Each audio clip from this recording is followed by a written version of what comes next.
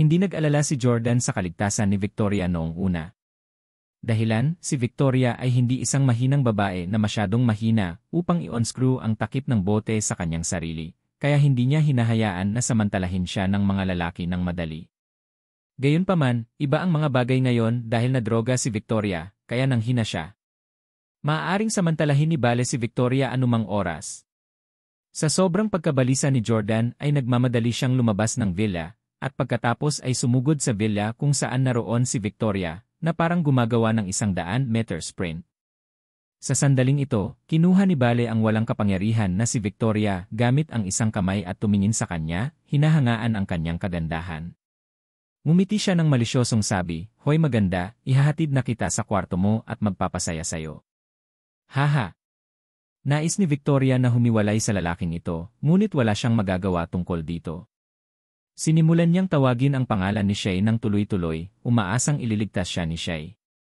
Shay, Shay. Nang marinig ang pagtawag sa kanya ni Victoria, binuhat siya ni Bale hanggang sa silid sa unang palapag. Habang nakangiti, sabi niya, "What, silly beauty? Tinatawagan mo ba si Shay?" Kahit marinig ka niya, hindi ka niya lalapitan dahil siya ang nagsabi sa akin na pagsilbihan ka ng maayos. Anong sabi mo? Nagulat si Victoria nang marinig na hindi ito nangyari dahil nagnanasa si Bale kundi dahil si Shay ang nasa likod nito. Hindi nagtagal, binuhat ni Bale si Victoria sa silid, inihagi sa kama, at pagkatapos ay hinubad ang kanyang sapatos. Sa sandaling ito, si Victoria, na nakahiga sa kama, ay nagsimulang maiyak sa kawalan ng pag-asa. Alam niyang lalabagin siya ng lalaki sa susunod na sandali. Jordan. Sa pagkakataong ito, si Jordan ang iniisip ni Victoria at hindi si Russell, na papakasalan niya sa loob ng ilang araw. Kung may nangyari talaga sa lalaking ito, si Jordan ang maaawa niya at hindi si Russell. Kung gusto niyang may magligtas sa kanya sa sandaling ito, hindi si Russell, kundi si Jordan. Malinaw na si Jordan lang ang may puso niya. Haha, maganda, andito na ako. Akmang susugurin na ni Bale si Victoria, may malakas na kalabog. Sunod-sunod na nabasag ang mga bintana ng kwarto. Hindi lang ito ang kwarto. Nabasag din ang mga salamin na bintana ng ikalawa at ikatlong palapag. Pagkatapos, isang figura ang nakitang tumalon mula sa bintana. Si Jordan iyon. Sino yan, bulalas ni Bale? Isang taong gustong kunin ang iyong buhay. Nang makitang inipit ni Bale si Victoria sa ilalim niya, galit na galit si Jordan at sumugod upang sipain si Bale palayo. Bang! Si Bale ay pinalipad palayo sa kama at diretsong lumabas ng pinto sa pamamagitan ng sipa. Victoria! Victoria, okay ka lang? Si Jordan ay galit na tiningnan si Victoria kung siya ay nasugatan o kung ang kanyang mga damit ay magulo o hindi. Buti na lang at dumating si Jordan sa oras at wala pang ginagawa si Bale kay Victoria. Jordan. Lalong napaluha si Victoria nang makita si Jordan. Mabilis na hinawakan ni Jordan si Victoria at inaliw, "Honey, huwag kang matakot. Nandito ako para iligtas ka." Patuloy siyang hinawakan ni Jordan sa kanyang mga braso. Sa huling pagkikita nila, sinubukan ni Jordan na maging intimately kay Victoria, ngunit mariin itong lumaban at sinampal pa ito sa mukha. Gayunpaman, hindi ito ginawa ni Victoria ngayon.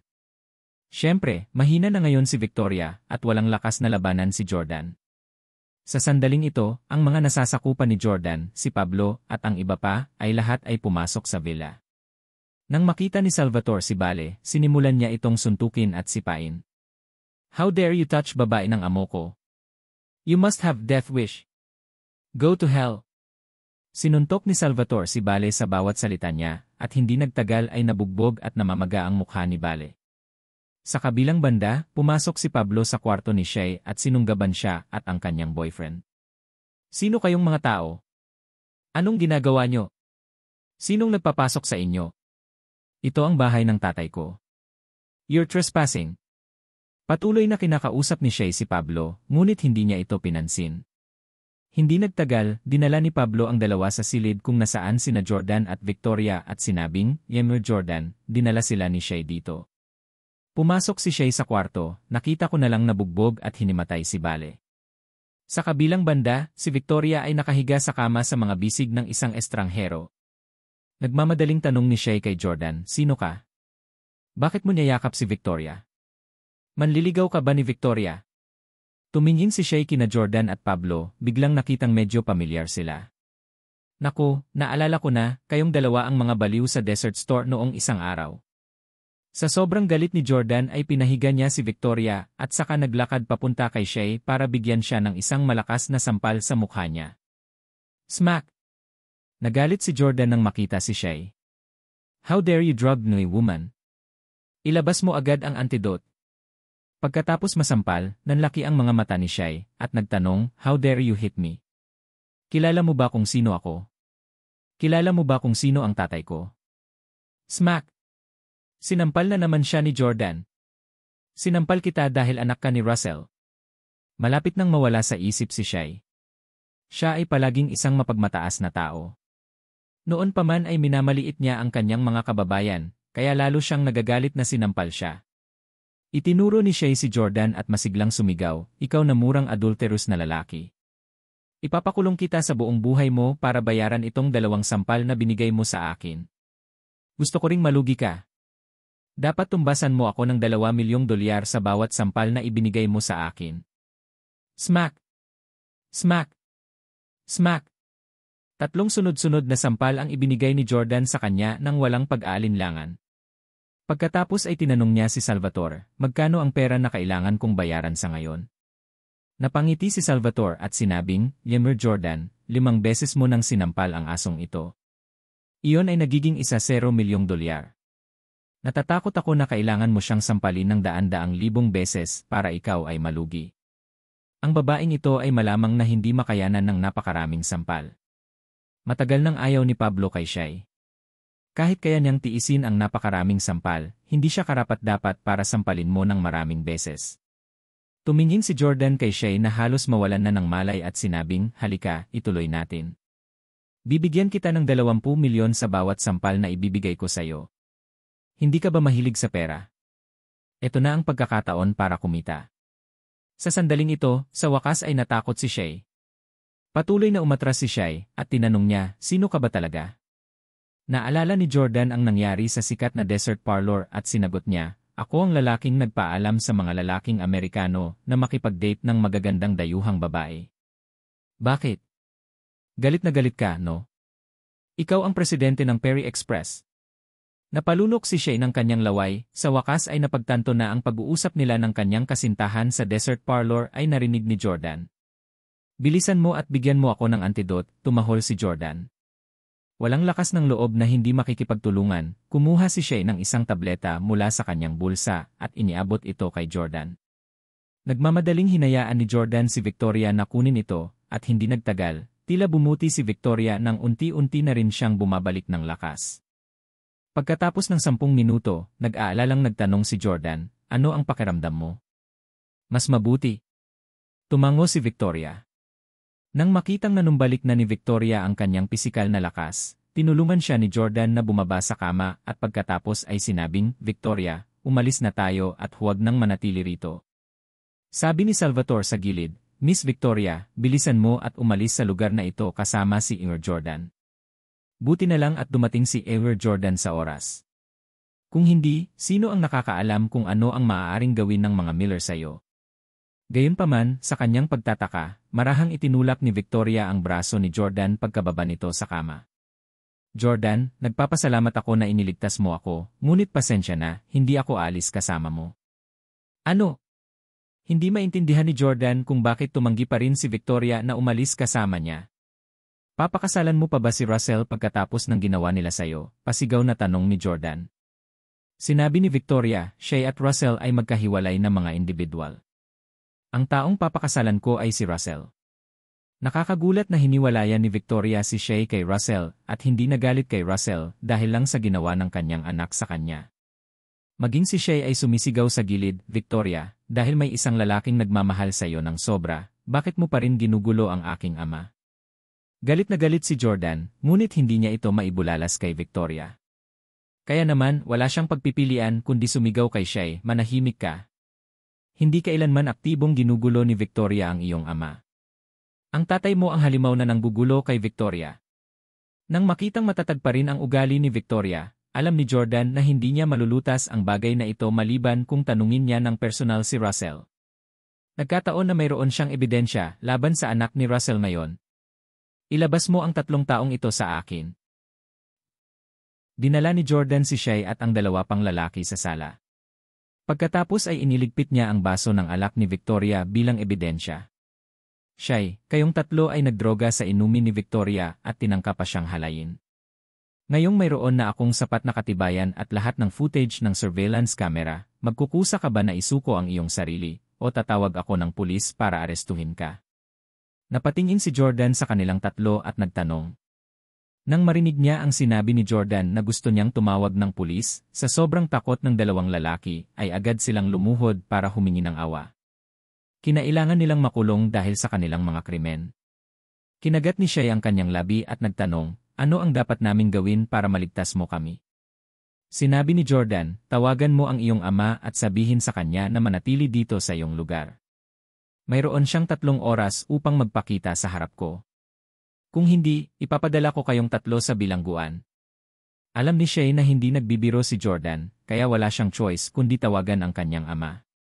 12:12 ng hating gabi. Sa Intercontinental Hotel ng Houston.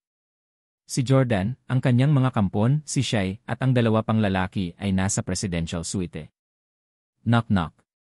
Kumatok si Tim sa pinto ng kwarto at saka may pinapasok na walang iba kundi si Russell.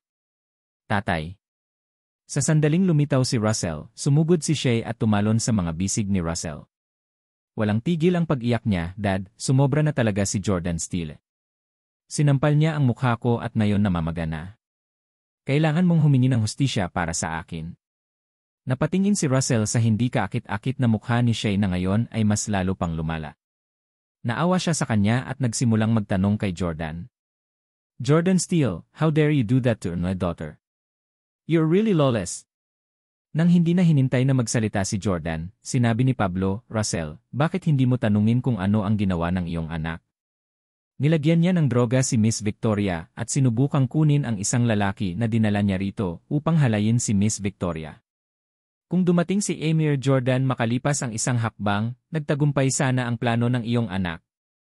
Ano? Hindi na binanggit ni Shay kay Russell ang nangyari sa villa sa phone kanina. Kaya ngayon lang niya nalaman ang tungkol dito. Galit na galit si Russell. Shay, ginawa mo yun kay Victoria. Fans ko siya. Malamig na yumuko si Shay at tumahol, ayoko lang napakasalan mo siya. Ilang taon pa lang pumanaw ang nanay ko at ikakasal ka na agad sa ibang babae. Ang masaklap, schoolmate ko siya dati. Bumuntong hininga si Russell, ayoko nang magsalita pa. Maaari kang umalis. Naghihintay sa labas ang mga kampon ko. Ihahatid ka nila pa uwi. Aalis na sana si Russell nang lumapit si Tim para pigilan siya. Ang silid na ito ay teritoryo ni Jordan, at nang walang pahintulot ni Jordan, walang makakaalis. Tumingin si Russell kay Jordan at sinabing, Jordan, walang kinalaman ang away natin sa anak ko. Let my daughter go. Kinawayan ni Jordan ang kanyang kamay at pinayagang umalis si Tim. Si Russell ang taong gustong makita ni Jordan. Nang makita ni Jordan si Russell ay tumayo na rin siya sa kanyang kinaupuan. Sa sandaling ito, hindi na niya napigilan ang kanyang pagkabigo at galit. Russell Miller, how dare you agawin ang fiancé ko? Inilabas ni Russell ang kanyang kahanang sigarilyo, humitit ng sigarilyo, at tumawa. Punk, hindi pa kasal si Victoria. Kung mapapangasawa mo siya o hindi, depende sa kakayahan mo. Kung hindi mo siya kayang pakasalan, sisihin mo ang kawalan mo ng kakayahan, hindi ako. May death wish ka. Galit na galit sina Salvatore, Pablo at iba pa. Hahampasin na sana nila si Russell. Gayunpaman, sumigaw si Tim sa pintuan, darating ang pulis. Inabot ni Jordan ang kanyang kamay, sinenyasan si Salvatore, at ang iba pa na huwag kumilos. Dumating si Russell na handa. Hindi lang siya nagsumbong sa pulis, nagdala pa siya ng mas marami pang alipores kaysa kay Jordan. Tutal, nasa Houston sila, ang kanyang teritoryo. Walang takot na tanong ni Russell, Jordan Steele, dapat alam mo ang tungkol sa 6 na buwan kong kasunduan kay Victoria, di ba? I bet nahihiwalayan ka niya sa loob ng 6 na buwan dahil alam kong napakabata mo pa, kaya nakipag-date lang si Victoria sa'yo dahil gusto niya ang pagiging bago. Hindi pa siya nakipag-date sa kahit na sinong binata noong nakaraan. Kaya kanya nakipag-date. Well, 6 months is enough time para magsawa na paglaruan ka. Pagdating ng panahon, malalaman niya na ang mga mature na lalaki na tulad ko ang dapat niyang pakasalan. At saka, napakagulo ng pribadong buhay mo kasama ang isang dating asawa at mga anak. Ayaw ni Victoria na maging madrasta ng iyong mga anak. Jordan Steele, dapat maging mas mapagbigay ka bilang isang lalaki. Kung pipiliin ka ngayon ni Victoria, ibibigay ko sa iyo ang aking taos-pusong pagpapala. Bakit ka nanggugulo ngayon? Galit na galit si Jordan. Russell Miller, huwag mo akong bigyan yan. Kung totoong mahal ka ni Victoria at sinimulan niya akong kasuklaman, mas magiging bukas palad ako. Gayunpaman, bago siya dumating, sinabi rin niya sa akin na pupunta siya sa Houston para sumuko ka dahil pinili niya ako. Gayunpaman, ang kanyang saloobin ay ganap na nagbago pagkatapos na makilala ka. Russell Miller, ano ang eksaktong sinabi mo sa kanya? Hinugot ni Russell ang kanyang sigarilyo at tumawa. Dahil sabik na sabik kang malaman, sasabihin ko sa iyo, ngunit nag-aalala ako na hindi mo ito matiis pagkatapos marinig ito. Ha? Siya at ako ay naalala ang tungkol sa 3 taon na magkasama kami 10 taon na ang nakalilipas. The more we reminisced, the more we both became emotional, and that night, nagkataon na nag-alak kami. Habang inaalala namin ang nakaraan, hindi namin napigilan ang sarili namin at nauwi sa pagtulog sa isa't isa. Pagkatapos, naramdaman niyang binigo ka niya, kaya napagpasyahan niyang makipaghiwalay na lang sa'yo. Kasimple lang. Russell Miller, how dare you sleep with Emma Jordan's woman and even say it out loud? You must have death wish. Si Pablo at Salvatore ay bumangon na sa galit. Matapos marinig iyon, hindi napigilan ni Jordan na sumugod para suntukin si Russell. Bang! Tinanggal ni Jordan ang salamin ni Russell ng isang suntok. Hinawakan ni Jordan ang sando ni Russell. Galit na galit niyang tanong, Russell Miller, bakit hindi mo tinitingnan sa salamin ang malahayop mong mukha? Sino ka para gawin akong cuckold? Hindi mo napigilan ang sarili ni Victoria. Yes, Hindi naniwala si Jordan sa sinabi ni Russell. Nakitulog na siya kay Victoria. Mula sa pananaw ng pagiging kaakit-akit, si Russell ay hindi tugma para kay Jordan. Tulad ng kung paano gusto ng karamihan sa mga lalaki ang mga mas batang babae, karamihan sa mga babae ay hindi magugustuhan ang mga lalaki na mas matanda. Marahil, noong bata pa sila, mas gusto nila ang mga lalaking mas mature, ngunit habang tumatanda sila, mas nanaisin nila ang mga nakababatang lalaki. Malinaw na ipinagmalaki ni Russell na gawing cuckold si Jordan. Malinaw na pinahahalagahan niya ang kanyang sarili. Hindi sa hinamak siya ni Jordan, ngunit walang kakayahan si Russell na gawin ito. Dapat ay may isa pang dahilan na tinanggihan ni Russell na sabihin. Nang gustong ituloy ni Jordan ang pagtatanong kay Russell, may 2 katok sa pinto. Pagkaraan, 2 nakaunipormeng pulis ang sumugod sa pinangyarihan. Anong ginagawa mo? Nag-aaway ba kayo? Stop it now. Nang makita ng pulis na hinablot ni Jordan ang damit ni Russell ay agad nitong tinawag ang 2. Nagmamadaling lumapit si Salvatore at nakangiting sinabi, hindi, naglalaro sila, hindi sila nag-aaway. Alam ni Jordan na nakabase si Russell sa Houston. Maging ito sa mga tuntunin ng koneksyon o relasyon, si Jordan ay hindi tugma para sa kanya. Kung pipilitin mong patigilin si Russell ngayon, malamang na hindi ito magiging madali. Kaya naman, binitawan ni Jordan si Russell, at saka pinulot ang salamin ni Russell na nahulog sa lupa. Malamig na yumuko si Russell at masunuring pinanood habang pinupulot ni Jordan ang kanyang salamin na nahulog sa lupa. Bumigay na si Jordan. Gayunpaman, walang nakapansin na habang pinupulot ni Jordan ang kanyang baso, naglabas siya ng isang listening device na halos kasing laki ng green bean. Pagkatapos ay itinago niya ito sa pagitan ng kanyang mga daliri. Isinuot ni Jordan ang salamin kay Russell at nagkunwaring inayos ang kanyang suit. Itinago niya ang pinakamaliit na aparato sa pakikinig sa mundo, sa bulsa ng kanyang suit. Pagkatapos, tumawa si Jordan at sinabing, Sir, nakikipaglaro lang ako kay Emma Miller. Sa mga sandaling ito, may ebidensya rin si Jordan laban kay Shai, kaya hindi siya naglakas loob na sabihin na may natamaan si Jordan. Sinabi ni Russell, Jordan, nakapili na si Victoria. Ikaw man lang ang presidente ng isang nakalistang kumpanya at isang marangal na tao sa mundo ng negosyo. Sana ay kumilos ka na at hindi mo nagagawin ang mga bagay na parang bata pa. Pagkatapos sabihin yon, naglakad si Russell patungo sa 2 pulis at sinabing, Mga sir, salamat po, ayos lang po kami. Samahan po namin kayo pababa. Pagkaalis ni Russell at ng mga pulis, sumilip si Salvatore kay Jordan at sinabing, "Yinro Jordan, ano ngayon?" Napakatalino ni Russell Miller. Maraming tao ang nagpoprotekta sa kanya at hindi na magiging ganoon kadaling hulihin siya muli sa susunod. Walang pakialam na sinabi ni Jordan, walang saysay na hulihin siya. Hindi niya sasabihin sa akin ang totoo. Naglagay na ako ng listening device sa bulsa ng suit niya. Siya mismo ang magsasabi sa akin ng sagot. Naniniwala si Jordan na isang matandang soro tulad ni Russell. Kahit pilitin mo, hindi niya sasabihin sa iyo ang totoo. Mas gugustuhin niyang magtanim ng surot sa pakikinig para makuha niya ang katotohanan. Pagkatapos, sinabihan ni Jordan si Pablo at ang iba pa na bumalik sa kanilang mga silid upang makapagpahinga bago buksan ang kanyang laptop. Tapos sinuot niya yung headphone niya at nag-eavesdrop kay Russell. Ang mahinang background music ay umalinggaw-gaw sa kanyang earphones, na sinasabayan ng tunog ng sipol ng hangin. Hulaan ni Jordan na dapat ay nakapasok na si Russell sa kanyang sasakyan sa mga sandaling ito. Kasabay nito, ang aparato sa pakikinig ay mayroon ding function sa pagpuposisyon. Batay sa kasalukuyang lokasyon ni Russell, na nakadisplay sa screen ng computer, gumagalaw nga siya. Ang kanyang kasalukuyang direksyon ay patungo sa Agency Hills Villa. Kung tama ang hula ni Jordan, hahanapin ngayon ni Russell si Victoria. Sa katunayan, maya-maya ay nakarinig sila ng boses na nagmumula sa earphone. "Victoria. Bumalik ka na," malamig na sabi ni Victoria, na lubos na kulang sa pagmamahal na dapat taglayin ng isang babae sa kanyang bagong kasal. Sabi ni Russell, "I've heard about Shay. Victoria, I'm sorry, she's just very nonsensical. She's just worried na pakasalan mo ako dahil pera ko ang habol mo, pero hindi niya alam na pumirma na kami ng prenuptial agreement na nagsasabing hindi ka makakakuha ng kahit isang sentimo ng asset kahit maghiwalay tayo. Bago ka dumating, nilinaw ko na kay Shay ang tungkol dito. Huwag kang mag-alala, hindi ka niya itatarget sa hinaharap." Nang marinig ito, nataranta si Jordan.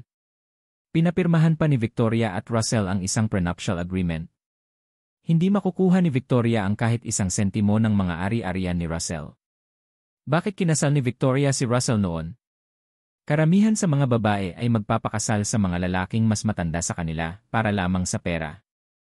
Ano pa ba ang mga katangian ni Russell maliban sa pera? Mahinang sagot ni Victoria. Pagkaraan ng ilang sandali ng katahimikan, sinabi ni Russell, "Ngayon ko lang nakita si Jordan." Tanong ni Victoria, "Nagtanong ba siya tungkol sa akin?" Sabi ni Russell, "Tinanong niya ako kung ano ang eksaktong sinabi ko sa'yo para makipaghiwalay ka sa kanya." Tanong ni Victoria, "Paano ka sumagot?" Sabi ni Russell, "Sabi ko na alala namin ang 3 taon na magkasama tayo at nauwi sa pagtulog, kaya nagpasya kang makipaghiwalay sa kanya." Bahagyang nagalit si Victoria. "Halatang wala kaming ginawa sa isa't isa. Bakit kailangan mong sabihin yan?" Sabi ni Russell, "Kung hindi ko sinabi, bakit siya papayag na isuko ka?" Tanong ni Victoria, "Naniwala ba siya sa'yo noon?" Umiling si Russell at sinabing, "Hindi, sinuntok pa nga niya ako at sinabing hindi ko siya gagawing cuckold." Alam ng Diyos kung saan nakuha ng brat na iyon ang kanyang pagtitiwala. Hindi napigilan ni Victoria na tumawa at magpaliwanag, niloko siya ng dati niyang asawang si Hailey, kaya noong nililigawan ko si Jordan, nangako ako sa kanya na hinding-hindi ko siya liligawan. Kilalang-kilala niya ang pagkatao ko. Kung ito talaga ang dahilan, matagal ko nang sinabi sa kanya yon." Biglang natauhan si Russell. "Kaya yon ang dahilan." Nang makitang medyo namumutla si Russell, sinabi ni Victoria, "Bibigyan kita ng yelo." Pumayag naman si Russell. Nag-ace compress si Victoria para kay Russell sa couch habang si Russell ay tahimik na nakatitig sa kanya. "Victoria, nabalitaan kong nilagyan ng gamot ni Shay ang inumin mo. Ayos ka na ngayon, tama?" Sabi ni Victoria, "Ayos lang ako." Isang mahabang buntong hininga ang pinakawalan ni Russell at sinabing, "Hoy, napaka-reckless talaga ng babaeng ito. Paano kung hindi sumipot si Jordan ngayon at talagang na-rape ka ng lalaking iyon? Pero Victoria, kahit na may mangyari talagang ganyan, papakasalan kita." Si Jordan, na kanina pa nakikinig, ay malamig na umungol at lihim na nag-isip, Russell Miller, matandang aso. Alam mo kung paano suyuin ng mabuti ang mga babae. Ginagawa ba nitong tila mahal na mahal mo si Victoria? Maaari bang malampasan ng iyong pag-ibig ang lahat ng mababaw na bagay sa ibabaw? Dahil hindi nangyari ang bagay na yon, maaari mong sabihin ang anumang gusto mo. Hindi alam ni Jordan kung matatamaan ba si Victoria sa mga sinabi ni Russell. Gayunpaman, narinig niyang muli ang boses ni Russell na nagmumula sa headphones. Tanong ni Russell, Victoria, pwede ba kitang halikan? Damn it, Russell! How dare you kiss Victoria? Babasagin ko lahat ng ngipin mo. Si Jordan, na nasa itaas na palapag ng Intercontinental Hotel, ay nagalit ng husto kaya agad siyang bumangon. Buti na lang at nag-install siya ng listening device. Kung hindi niya malalaman na may nangyaring ganoon sa isang tiyak na oras. Gayunpaman, sa pag-isip, napagtanto ni Jordan na kahit na pumayag na sina Russell at Victoria na magpakasal, at kahit na makipag-date, kailangan pa ring humingi ng pahintulot ni Russell na halikan si Victoria. Iyon ay nagpapakita lamang na hindi pa hinahalikan ni Russell si Victoria. Lalong gumaan ang pakiramdam ni Jordan kapag naiisip niya iyon. Bumibilis ang tibok ng puso ni Jordan at habang inaabangan niyang marinig ang sagot ni Victoria, natatakot din siyang marinig iyon.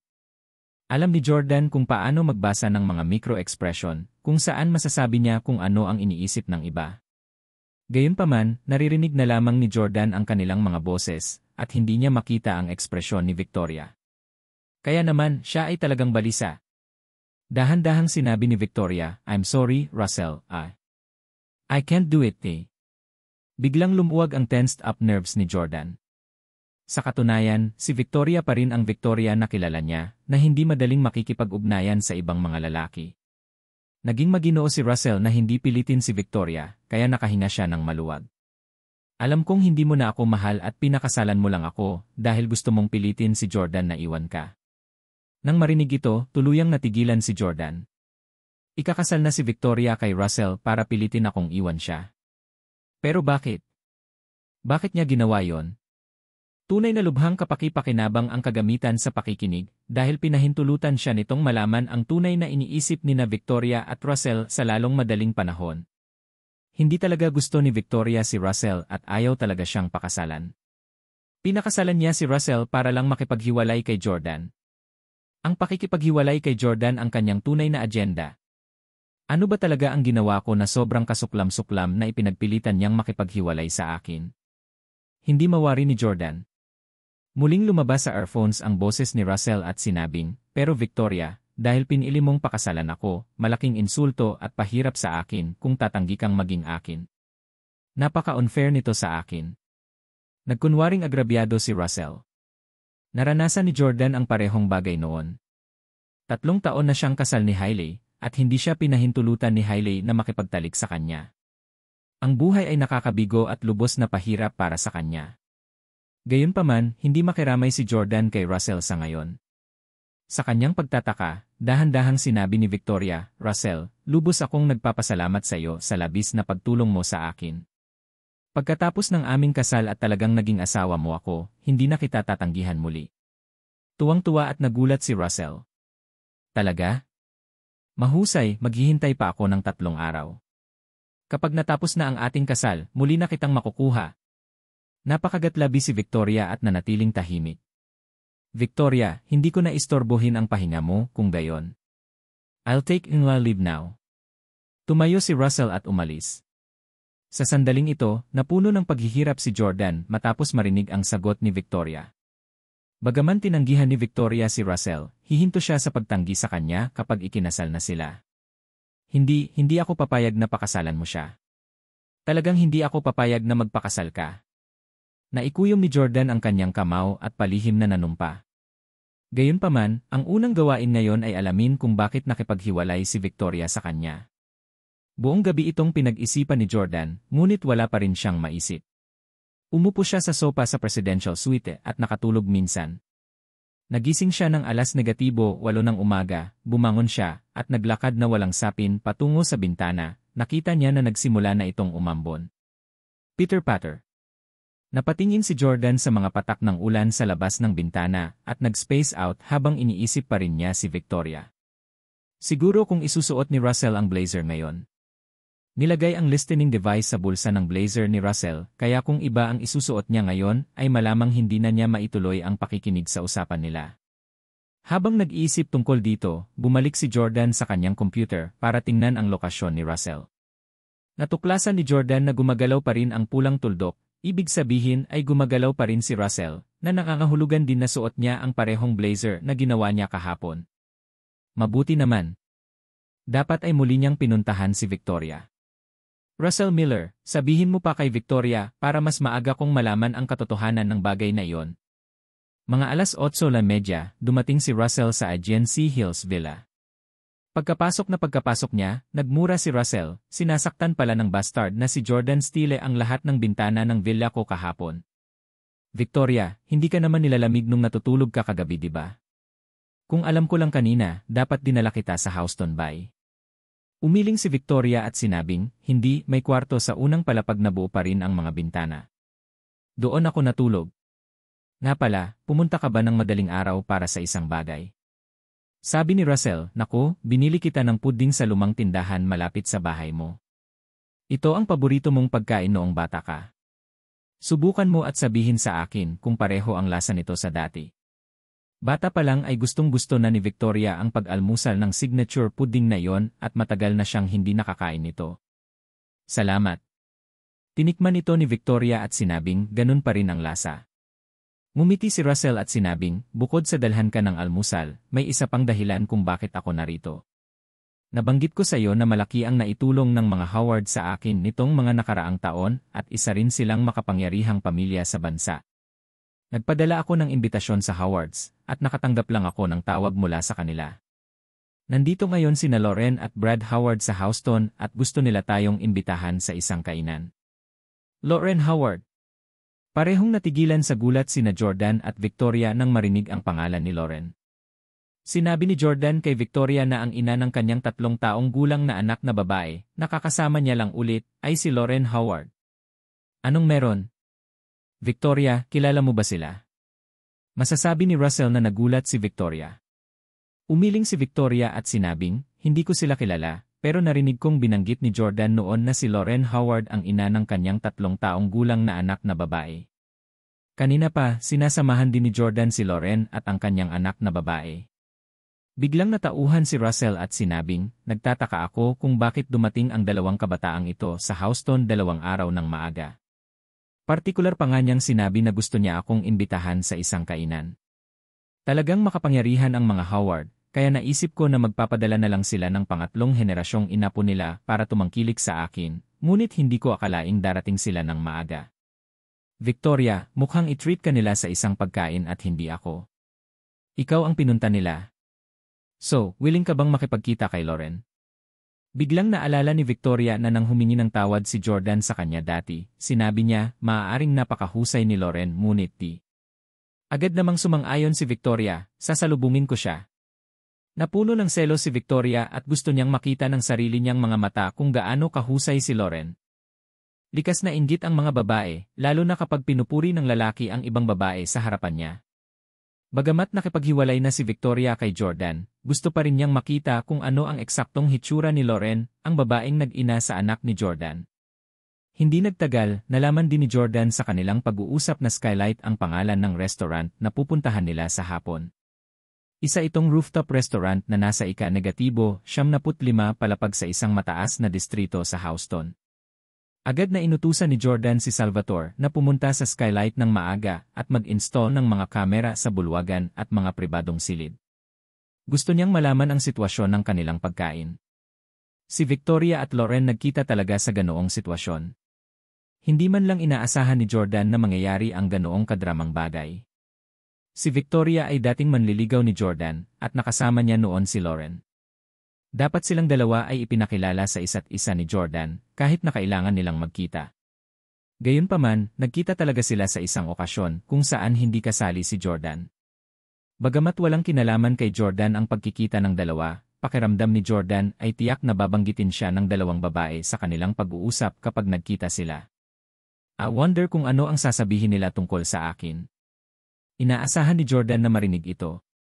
Hindi nagtagal, 12:00 na ng tanghali at wala pang senyales ng paghina ng ulan dahil patuloy pa rin ang pagbuhos ng ulan. Si Russell at Victoria ay nakaupo sa backseat ng Mercedes-Benz ni Russell habang pinapunta sila ng kanyang trooper sa gusali kung saan naroon ang Skylight. Nakasuot ng pormal ang dalawa at halatang may respeto si Russell kina Brad at Lauren kahit na junior niya sila. Dumating sila sa private room nang makitang naghihintay na sina Brad at Lauren sa loob. Pagkapasok ni Russell ay mabilis siyang nakipagkamay kay Brad na nakangiti. Howard, pumunta ka talaga dito para dumalo sa kasal ko, kaya dapat ako ang mag-treat sa iyo ng pagkain. Pero, ikaw ang nagpa-reserve sa restaurant. Masama talaga ang pakiramdam ko. You gotta let me get the tab today. Nakipagkamay si Brad kay Russell at nakangiting sinabi, Miller, hindi mo na kailangang tumayo sa seremonya kasama namin. Naayos ko na ang bayarin. Ang kasal ay isang masayang kaganapan, at gusto naming ipahayag ang aming mga pagbati at ibahagi ang kagalakan sa pamamagitan ng pagpapakain sa bagong kasal. Ngumiti si Russell. Nakarinig na siya ng mga ganitong kasiyahan noon pa man. Pagkatapos ng lahat, ang mga Miller at ang Howard ay mga Megrich na pamilya at ang halaga ng pagkain ay mani lamang sa kanila. Pagkatapos, napatingin si Russell sa babaeng katabi ni Brad na tulala lang sa kagandahan nito. Flawless ang mukha ni Lauren. At saka, halatang pinaganda niya ang sarili niya ngayon dahil sa kanyang makeup at pananamit. Nakasuot siya ng puting long sleeve na pang-itaas na tila isang shirt, ngunit talagang may malaking bow sa labas. Mula sa malayo, para siyang supermodel na nandoon para dumalo sa isang taunang fashion show. Pinaresan niya ito ng puting leather na palda na napakaikli. Dahil mahaba ang kanyang pang-itaas at kapareho ng kulay ng kanyang palda, nagmistulang one-piece outfit ang kanyang ensemble.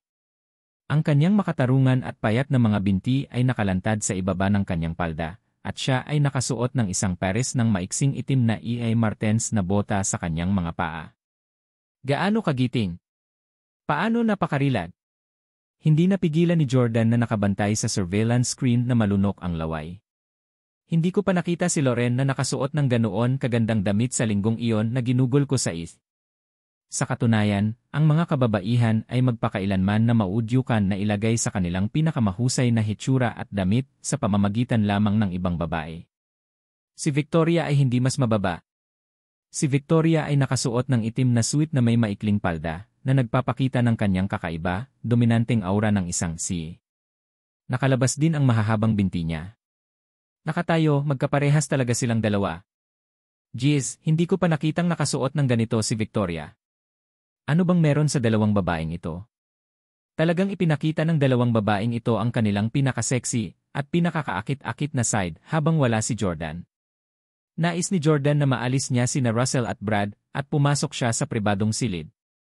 Tumingin si Russell kay Lauren at nagtanong, ito ay ipinakilala ni Brad, ito ang kapatid ko. Nagkusa rin si Lauren na makipagkamay kay Russell at sinabing, Hello, Miller.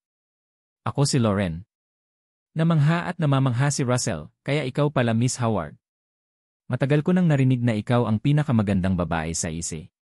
Mukhang totoo. Ngumiti si Lauren at sinabing, nambobola mo ako, Miller. Sa sandaling ito, nagkusa rin si Russell na ipakilala sa kanila si Victoria. Hayaan mong ipakilala ko sa iyo ang aking kasintahang si Victoria Clark. Ngumiti si Brad at nakipagkamay kay Victoria. He complimented, Miss Clark, you really are ravishing beauty. Hello. Kinamayan din ni Victoria si Brad.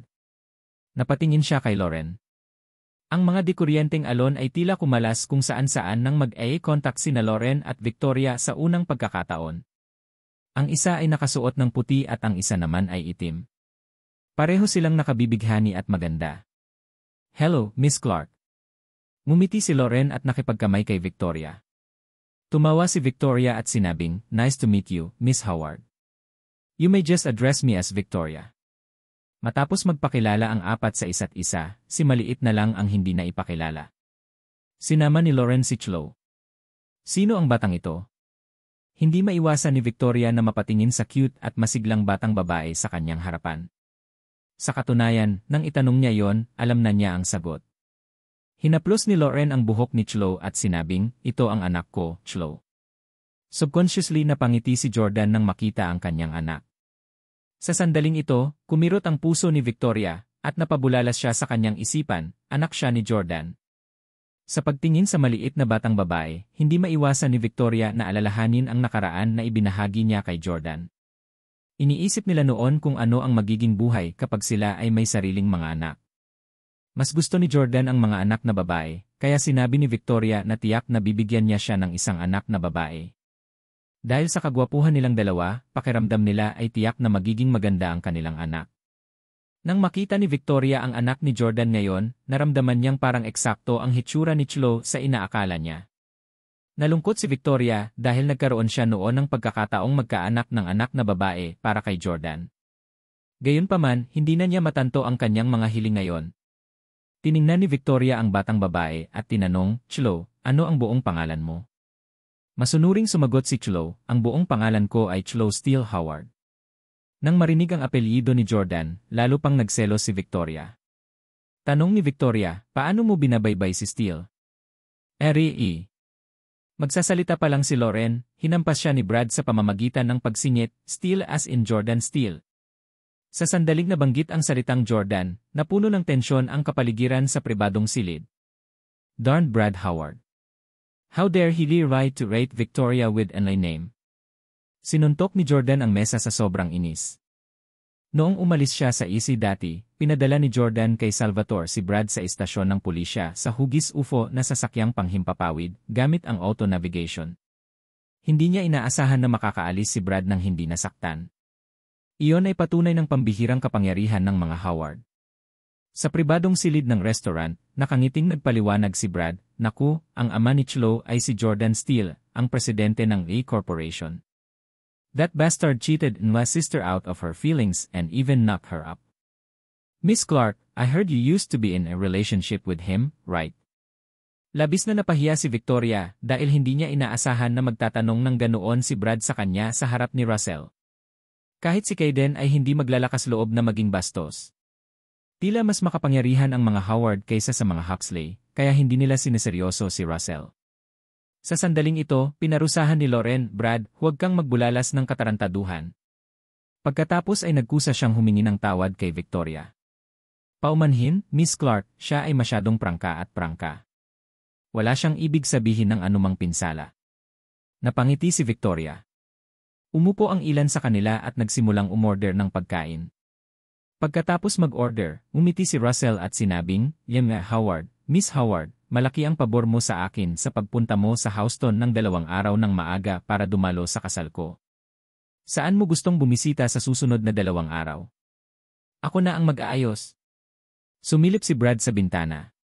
Ang espesyal na tampok ng rooftop restaurant ay ang magandang tanawin ng skyline ng lungsod na inaalok nito. Ang tanawin ng ilog at tanawin ay tila mas romantiko sa ilalim ng mga patak ng ulan. Sabi ni Brad, "Natatakot akong hindi titigil ang ulan sa loob ng 1 o 2 araw. Sa palagay ko mas mabuting manatili tayo sa hotel." Pagkatapos ay nagtanong si Russell, "Kumusta ang kalusugan ni Ewe Howard na kamakailan?" Tumango si Brad at sinabing, "Ang aking lolo ay nasa pink of health. Hiniling din niya sa akin na ipaalam sa iyo na dadalo siya sa kasal sa tamang oras sa ika-15 ng Marso kung walang nangyaring masama." Talaga? Tuwang-tuwa si Russell. Ang Howard ay hindi lamang nagpadala ng 2 henerasyong inapo sa Houston ng maaga, maging ang kanilang lolo ay nakakagulat na dadalo rin sa kanyang kasal, na nagparamdam kay Russell ng labis na pagka-flatter. Dahilan, ang Howards ay may mataas na katayuan at hindi na kailangan para sa kanila na sumipsip kay Russell. "Hayaan akong mag-toast sa iyo, Howard at Miss Howard. Salamat sa pagpunta sa Houston."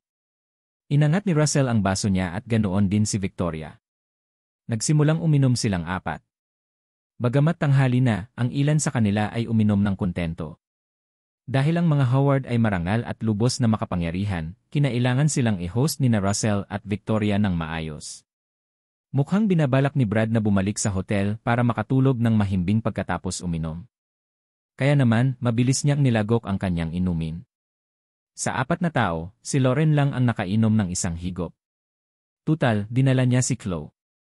Di nagtagal, pagkatapos ng 3 ikot ng alak, dinala ni Brad si Chloe sa bulwagan sa labas ng pribadong silid upang tamasahin ang tanawin habang si Russell ay pumunta sa banyo. Naiwan silang dalawa ni na Victoria at Lauren sa private room. Ang 2 napakarilag na babae na magkalaban sa pag-ibig ay tahimik na magkaharap sa mahabang panahon. Pagkatapos, biglang nagtanong si Lauren, "Miss Clark, bakit kayo naghiwalay ni Jordan?" "Ilang araw na ang nakalipas, nakikipag-usap sa akin si Jordan at binabanggit niya ang pangalan mo araw-araw." Ang ganda mo raw, mahal na mahal niyong dalawa ang isa't isa, at malapit na kayong magpakasal. Nakinig ng mabuti si Jordan, nagulat nang marinig na tinulungan siya ni Lauren. Sabi ni Victoria, hindi kami bagay sa isa't isa. Siya mabait talaga siya, pero masyado pa siyang bata para sa akin. Mas gusto ko ang mga mature na lalaki. Pagkatapos sabihin yon, tinanong ni Victoria si Lauren, maaari mo bang ikwento sa akin ang kwento ninyo ni Jordan? Paano mo nabuntis ang kanyang anak? Bagamat hindi na girlfriend ni Jordan si Victoria, mahal na mahal pa rin niya si Jordan at gustong-gusto niyang malaman ang nakaraan ni Jordan. Sinabi ni Lauren, pinilit niya ang kanyang sarili sa akin, 4 na taon na ang nakakaraan. Imposible yan. Hindi ganoong klaseng tao si Jordan. Agad namang pinatayo ni Victoria si Jordan na ikinagaan ng loob niya. Ipinaliwanag ni Lauren, kapatid niya ang nagplano nito. Biglang yumuko ng malamig si Victoria at sinabing may walang awa na tingin sa kanyang mukha, Denye, ang mga steel ay talagang walang batas. Pagkatapos ay nagtanong si Victoria, hindi mo ba sinisisi si Jordan para dito? Umiling si Lauren at sinabing, sa totoo lang, ako ang unang humawak sa kamay ni Jordan pabalik sa maliit na itim na silid na yon, 4 na taon na ang nakakaraan. Kung hindi natin ginawa ang gawa, hindi tayo makakalabas. Sa lahat ng mga taon na ito, pinagmamasdan ko siya. Bagamat malinaw na siya ang sawa ng pamilya Steele, naging live-in na asawa siya ni Hailey Camden at nagtrabaho ng husto ng walang reklamo. Napakamalasakit at maselan din niya kay Hailey. Later on, nakasama ka niya at inalagaan ka rin niya ng mabuti. Tinulungan ka pa niyang matupad ang pangarap mong maging presidente ng isang nakalistang kumpanya. Sa totoo lang, gusto ko si Jordan, at sana magkaroon din ako ng boyfriend na katulad niya. Nang marinig ang sinabi ni Lauren, natigilan si Jordan saglit dahil nagulat siya nang marinig na lihim siyang pinagmamasdan ni Lauren nitong mga taon. At saka, sinabi niya talaga na gusto niya si Jordan. Gusto ako ni Lauren. Paano siya magmamahal sa isang taong nanakit sa kanya? Medyo nagulat din si Jordan. Patuloy na nagtanong si Victoria, paano ang pamilya mo? Sinabi ni Lauren, ang aking lolo ay palaging nais na kaibiganin ang Steeles at gusto rin niya si Jordan. Tumango si Victoria. Malinaw na ipinahayag ni Lauren ang kanyang saloobin sa mga salitang iyon.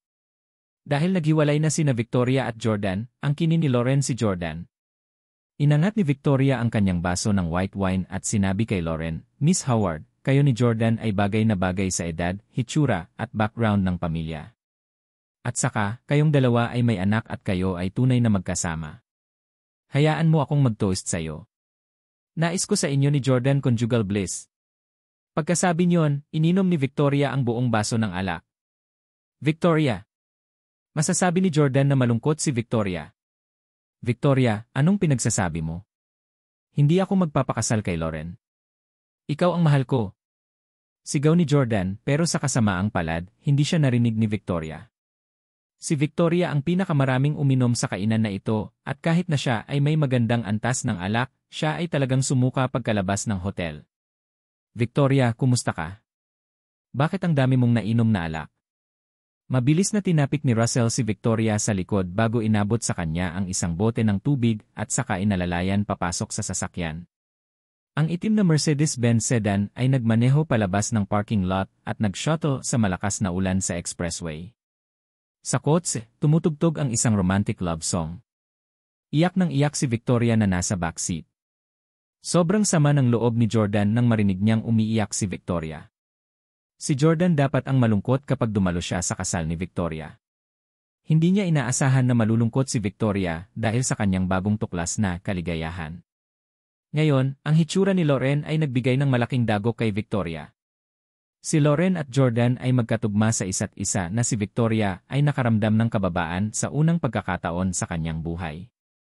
Habang humihikbi, sinampal pa ni Victoria si Russell. Mahal ko si Jordan. Ako ang babaeng dapat niyang makasama habang buhay. Ayokong makakita ng ibang babae na kasama niya. Bakit mo sinabi sa akin ang mga bagay na yon? Bakit mo sinabi sa akin ang tungkol sa pumatay sa aking ama? Bakit? Bakit? Bakit? Sa marangyang presidential suite sa itaas na palapag ng Intercontinental Hotel sa Houston, si Jordan, na kanina pa nag-eavesdrop gamit ang kanyang headphones, ay hindi nakarinig ng malalakas na tunog ng buhos ng ulan sa labas ng bintana. Gayunpaman, sa sandaling ito, pakiramdam niya ay may dumadagundong na bagyo sa kanyang puso. Sa sandaling ito, sa wakas ay nalaman na ni Jordan ang katotohanan ng bagay na ito. Nagpasya pala si Victoria na makipaghiwalay kay Jordan matapos malaman kung sino ang pumatay sa kanyang ama. Sino ang pumatay sa ama ni Victoria? Sa sandaling ito, sa Mercedes-Benz sa expressway. Hinayaan ni Russell na tamaan siya ni Victoria at nagkusa siyang sisihin. Tama ka, Victoria, kasalanan ko ang lahat. Hindi ko dapat sinabi sa iyo ang tungkol dito, at hindi ko dapat ginulo ang matatag mong buhay. Dahil mahal na mahal mo si Jordan, maaari kang magpanggap na hindi mo narinig ang sinabi ko at hindi ka pumunta sa Houston. Ang tatay mo ang matalik kong kaibigan. Ipaghihiganti ko siya ng mag-isa. Iwasan mo ito at tanggapin mo na walang nangyari noon. Hanapin mo si Jordan. Mukhang tapat at matuwid si Russell, ngunit alam ni Jordan na malamang na sinadya niyang sabihin iyon dahil kilala niya ng husto ang karakter ni Victoria. Sapat na naunawaan ni Jordan si Victoria at alam niyang hindi siya ang uri ng tao na pipiliing umiwas sa katotohanan para sa isang mapayapang buhay at isantabi ang usapin ng pagpatay sa kanyang ama.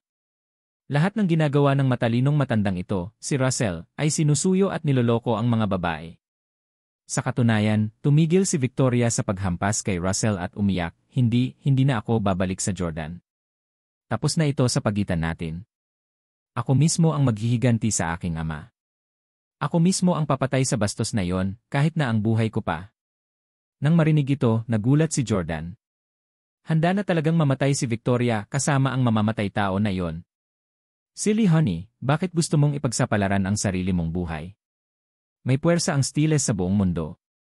Bakit hindi mo nalang sabihin sa akin kung sino iyon at tutulungan kitang harapin siya? Si Victoria ay nag-aalala tungkol sa pagdadawit sa akin. Siguro ang taong iyon ay may kahanga-hangang katayuan, marahil ay napakahirap niyang pakitunguhan. Saglit na nakinig si Jordan at nadiskobring unti-unting tumigil ang pag-iyak ni Victoria at hindi na rin siya nagsalita. Sa sandaling ito, tinanggal na ni Jordan ang kanyang earphone. Alam na niya ngayon ang dahilan kung bakit siya iniwan ni Victoria. Ngayon, kailangan lang niyang malaman kung sino ang mamamatay tao. Pablo, Salvador. Tinawag silang dalawa ni Jordan at sinabing, dalhin mo agad si Russell dito sa akin. Habang pinuntahan ng dalawa si Russell, tinawagan ni Jordan si Emily. Emily. Anong problema, Jordan? Nabanggit ba sa iyo ng kapatid mo kung sino ang pumatay sa iyong ama? Hindi, ang kapatid ko at si Tio Russell ay ilang taon nang nag-imbestiga, ngunit hindi nila nalaman kung sino ang mamamatay tao. Bakit mo biglang tinatanong ang tungkol dito? Hindi sumagot si Jordan at sa halip ay nagpatuloy sa pagtatanong, kung ganoon, alam mo ba ang tiyak na oras at partikular na lokasyon kung saan pinatay ang iyong ama?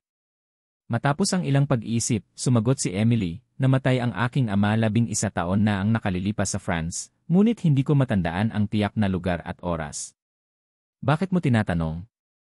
May sinabi ba sa iyo ang kapatid ko? Napagtanto ni Jordan na parehong hindi sinabi ni na Victoria at Russell kay Emily ang katotohanan na nalaman nila kung sino ang pumatay. Dahilan sa pagiging laging gusto ni Victoria na lumaking masaya si Emily at mamuhay ng simpleng walang anumang problema. Matagal nang itinuring ni Emily si Jordan bilang kanyang bayaw at miyembro ng pamilya. Ayaw din ni Jordan na maubos ang pagsisikap ni Victoria. Kaya naman, sinabi ni Jordan, ay hindi, naalala ko lang at napagdesisyonan kong tanungin ka tungkol dito. Okay, wala nang iba. I'm hung up now. Sandali lang. Biglang tinawagan ni Emily si Jordan at natatarantang napabulalas, mukhang hindi tama. Tumawag ka ba para tanungin ang bagay na ito dahil gusto mong pumunta sa France para hanapin ang taong pumatay sa aking ama? Siguro nga. Ngayong ikakasal na si Victoria, malamang na iniisip mong hanapin ang tunay na pumatay sa aking ama, at pagkatapos ay ipaghiganti mo kami para magamit mo iyon kapalit ng kamay ni Victoria sa pagpapakasal, di ba? Ilang sandali pa ay hindi alam ni Jordan ang sasabihin. Hindi niya inaasahan na naisip ni Emily ang ganoong plot. Bago sumagot si Jordan, galit na sinabi ni Vicky, gusto ko ring pumunta. Noon pa man ay gusto kong malaman ang higit pa tungkol sa aking ama. Ngunit hindi gaanong sinabi sa akin ni Victoria. Anak niya rin ako at may karapatan din akong gumawa ng isang bagay para sa kanya, kaya bakit niya ito inilihim sa akin? Jordan, paano kung sasamahan kita sa France? Siyempre, hindi pumayag si Jordan. Hindi ko iniisip na pumunta ng France. Saka sobrang lakas ng ulan para mag-take off ang eroplano at hindi rin ako makakapunta sa France. Masyado kang nag-iisip. Malamig na yumuko si Emily at sinabing, Jordan, flight attendant ako at araw-araw akong sumasakay sa flight. Hindi naman naapektuhan ng ulan ang flight, okay? At saka, may private jet ka. Hindi pa rin pumayag si Jordan. Hindi talaga ako pupunta ng France. I'm hung up now. Sa kabila ng pagsasabing hindi siya pupunta sa France, inihanda na ni Jordan ang kanyang bagahe at tumawag para ayusin ang ilang tao na tanggapin siya sa France. Hindi nagtagal, bumalik si Pablo at nagulat, paumanhin, Younger Jordan, kami ay masyadong walang kakayahan. Si Russell at Miss Victoria ay bumalik sa Houston by isa at hindi na kami makakapasok. Si Russell na naman siguro. Bawal pumasok ang mga hindi may-ari, ha? Malamig na yumuko si Jordan at nagpatuloy, bibili ako ng bahay doon at tingnan kung papapasukin nila ako. Tila nalagay sa isang mahirap na lugar, sinabi ni Pablo, nagtanong na ako. Hindi nila ito ibebenta. Ang Houston by isa ay ang pinakamahusay na residential estate sa lungsod, at narinig ko na marami sa mga nangungunang real estate magnates sa bansa ang nagpasya na lumipat sa Houston by isa. Ang pamantayan sa pagiging karapat-dapat para sa pagbili ng isang bahay doon ay kailangan mong maging presidente ng isang nakalistang kumpanya. Ngunit tumanggi sila kahit na binanggit namin ang iyong pangalan. Hindi na kailangang sabihin, ito ay dapat na inayos matagal na rin ni Russell, lahat para sa kapakanan ng pagpigil kay Jordan na mapalapit sa kanya. Bilang lugar kung saan nagtipon-tipon ang mga nangungunang tycoon sa bansa, ang mga hakbang sa seguridad ay dapat ding pinakamahigpit sa Houston by isa. Kung tumanggi si Russell na lumabas, malamang na hindi siya mahuli ni Jordan. Kahit lumabas siya, siguradong marami siyang bodyguards na kasama niya kung gaano siya ka-conscient. Kahit na nahuli siya, maaaring hindi sabihin ni Russell kay Jordan kung sino ang pumatay sa ama ni Victoria. Pablo, bantayan ang mga bagay-bagay sa Houston. Isasama ko si Salvatore sa paglalakbay sa France. France? Ikakasal na si Miss Victoria sa loob ng ilang araw, huwag kang malate sa kasal niya. Alam ko na ang gagawin. Ang isang paglalakbay sa France ay aabutin ng hindi bababa sa 10 oras at aabutin ng isang araw ng paglalakbay para sa isang round trip. Dapat malaman ni Jordan ang katotohanan ng bagay sa loob ng isang araw. Kaya naman, walang tigil na tumakbo si Jordan sa airport at pumasok sa kanyang private jet na may dalang payong. Sumunod si Salvatore at ang iba pa. Habang hawak ni Salvatore ang payong at naglalakad sa gangway, biglang, isang mahabang paa na dilag na nakasuot ng uniforme ng flight attendant ang lumapit. Sir, pupunta ka ba sa France? Kailangan mo ba ng flight attendant na maglingkod sa'yo? Pupunta din ako sa France. Pagbigyan mo na ako at maaari kitang pagsilbihan ng libre. Sa sandaling ito, bumubuhos pa rin at lahat ay may hawak na payong sa kamay. Sina Jordan at Salvatore ay nagmamadaling pumunta sa France, kaya siya ay nababalisa rin. Kaya naman, hindi nilingon ni Salvatore ang flight attendant na kanina pa nagsasalita, at sa halip ay sinabing inis na, umalis ka na rito. Kung gusto mong kumita ng pera, pumunta ka sa ibang eroplano, huwag mo kaming istorbohin dito. Habang nagsasalita si Salvatore, bigla niyang napagtanto na ang babaeng payat na nakasuot ng uniforme ng flight attendant ay si Emily. Miss Emily Clark. Nabigla si Salvatore. Ano ang nagdala sa'yo dito? Hawak ang payong sa kamay, sininyasan sila ni Emily na tumahimik bago ngumiti, huwag mong sasabihin kay Jordan ang tungkol dito. Yakyat mo na lang ako dyan ng patago. Sasamahan ko kayo sa France. Bumulong si Salvatore, Talagang nagustuhan ni Salvatore si Emily dahil pakiramdam niya ay inosente ito at cute. Dahil alam niyang wala rin siyang masamang intensyon, pinayagan siya nitong sumakay sa eroplano. Mabilis na lumipad ang eroplano. Ang ulan ay hindi nagdulot ng anumang isyu para sa piloto ng pribadong jet ni Jordan dahil ito ay wala sa kanya. Ang piloto ay Ruso at alam ng lahat na ang mga Ruso ang pinakamahirap na piloto sa mundo. Si Leonardo DiCaprio, ang Hollywood actor na gumanap bilang Jack sa Titanic, ay minsang sumakay sa isang flight sa Russian Airlines. May nangyari sa flight na yon at sumabog ang makina ng eroplano. Tumingin si Leonardo sa labas ng bintana upang makita na ang buong makina ay nagniningas na parang bolang apoy. Sa sobrang takot ay nagsimula siyang sumigaw ng walang tigil. Gayunpaman, napagtanto niyang siya lamang ang tao sa eroplano na sumisigaw habang ang iba ay nanatiling nakaupo at humihigop ng alak o kape. Walang choice si Leonardo kundi tawagan ang flight attendant at sumigaw ng buong puso, ano ba talaga ang nangyari? Sinabi ng flight attendant, huwag kang mag-alala, sir, nakakaranas lang tayo ng maliit na problema. Ang isa sa mga makina ng eroplano ay sira. Maliit na problema lang. Sa panahon ng touchdown, naputok pa nga ang mga gulong, gayunpaman, ang mga flight attendant at mga pasahero ay pawang kumikilos na parang walang nangyari. Sa makatuwid, ang lagay ng panahon ay hindi isang isyu para sa piloto ni Jordan. Nakaupo si Jordan sa marangyang upuan ng pribadong jet at naghahanap ng ilang impormasyon sa internet nang lumapit ang isang flight attendant para maghatid ng isang tasa ng kape sa Jordan. Jordan, please have some coffee. Ako mismo ang nagtimpla nito. Nang makitang pamilyar ang boses niya, tumingala si Jordan at nagtanong, Emily. Bakit ka nandito? Tumawa si Emily at umupo sa tapat ni Jordan. Haha, akala ko lilipad ka papuntang France. Ngayon ka lang talaga nagsinungaling sa akin. Ile! Nga pala, naalala ko na ngayon. Namatay ang tatay ko noong ika-29 ng Agosto, 11 taon na ang nakakaraan sa isang bar na pinangalan ng Le Bol sa Rue Jean-Jacques Rousseau. Sa tiyak na oras at lokasyon ng pagkamatay ng kanyang ama na ibinigay ni Emily, maaari na ngayong imbestigahan ni Jordan ang kaso at malaman kung sino ang mamamatay tao ng mas madali. Si Jean-Jacques Rousseau ay isang kilalang Pranses na pilosopo at iskolar sa panitikan noong ika-18 siglo. Ang Rue Jean-Jacques Rousseau ay isang sikat na kalye sa Paris. 11 years ago ay hindi ganoon katagal. Noong panahong iyon, marami ng surveillance camera sa mga lansangan ng Paris. Nadama ni Jordan na dapat siyang makahanap ng ilang mga pahiwatig mula sa footage ng surveillance camera. Humigot si Jordan ng kape na ginawa ni Emily at naramdaman niyang medyo masarap ang lasa. With the company of his future sister-in-law, hindi magiging boring ang biyahe. Pagkatapos tingnan ang lagay ng panahon sa labas ng bintana, tinanong ni Jordan si Victoria, alam ba ni Victoria na kasama mo ako sa France? Sabi ni Emily, syempre hindi. Hindi man lang niya ako papayagang makita ka, lalo na't kasama ka sa ibang bansa. Sobra na ang reaksyon ni Victoria. Nakipaghiwalay na siya sa'yo, kaya bakit hindi niya ako hayaang makipag-ugnayan din sa'yo?